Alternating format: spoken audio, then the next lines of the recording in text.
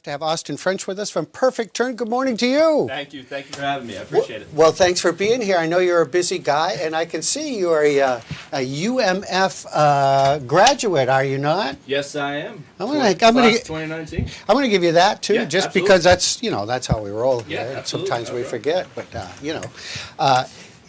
tell us about some of the programs. You head up most of the children's programs, correct? Yep. So with my responsibilities, I'm fortunate enough to be in charge of the mini cuffer and bubble cuffer programs, the Boomongers program that we do Sunday afternoons, Ski Skate, which is a really awesome program that we do for local outreach. And then this year, we had to pivot the operations a little bit, and we had 110 kids on the wait list for mini covers and bubble covers. Holy cow. And so we looked at our staffing and we looked at sort of where all the programs were, and we said, how can we get program to these families? So we were fortunate enough to launch a Saturday afternoon program called Hay Burners. And so it offers some of the continuity that so many of those families desire out of the bubble cover program, and being able to just kind of pivot and make it happen for them. A lot of people, huh? Oh, yeah.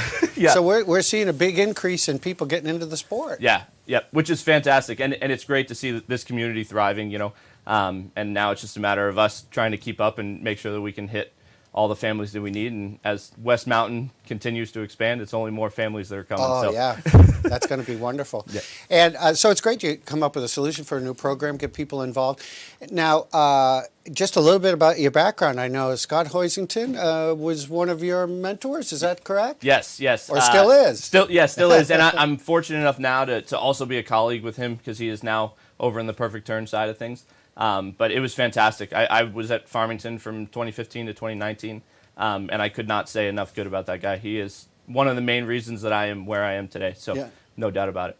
What should people know about some of the programs if they're thinking of bringing their child here? What should people know? What's some common knowledge to make their experience better? Yeah, absolutely. I think one of the biggest things that cannot be stressed enough is the value that we get out of the continuity of the coach, especially in the mini cuffer and bubble cover program and the similar form that we now have in the Hay Burners program. It adds so much additional value, and it allows us as the coaches to really dive in and not only develop the technical ability of the child, but you develop lasting memories and families. I mean, I remember I was the junior pro coach for 2 years.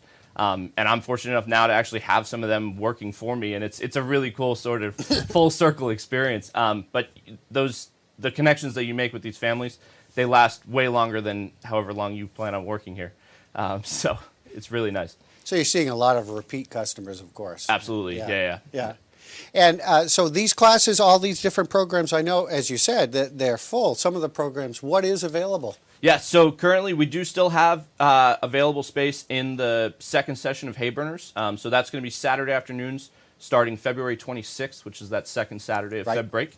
And that will run from that weekend through to the March 26th will be that 5-week session. So we do still have space there.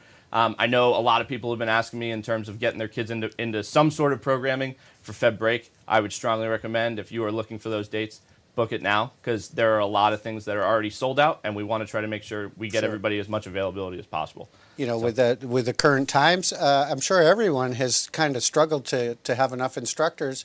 It seems like you have kind of done a workaround. Yeah, and it's nice to just be able to come in and just look at things with fresh eyes and just kind of say, okay, we've done things for a really long time, and it's been so successful. And how can we just tweak it to the current situation that we're dealing with, and I mean, coming out of the pandemic and everything. So it's been great to kind of look at everything and just say, go be innovative, and challenge it. And you love the kids, don't you? Oh my God, they're the best reason that I come to work every single day. I mean, I talk to the parents all the time, and it's really cool to be able to just say, we have 350 kids in program, and I'm trying to make sure that we're creating an experience for them that not only gets them to come back to program next year, but that's the coolest thing about skiing and snowboarding is it's not something that you stop at 18. So it's being able to develop people that are going to ski and snowboard for the rest of their lives, and continue creating all those connections that we aim for.